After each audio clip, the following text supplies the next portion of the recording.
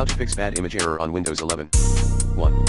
Run a particular software in Windows Clean Boot and see if the error persists.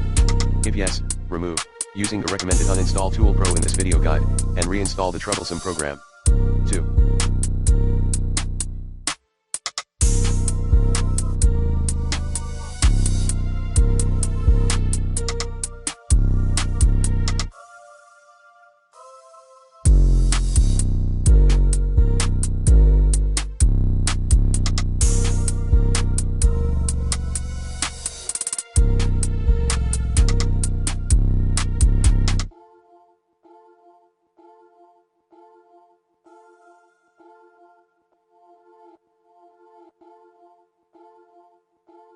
Uninstall recent Windows update.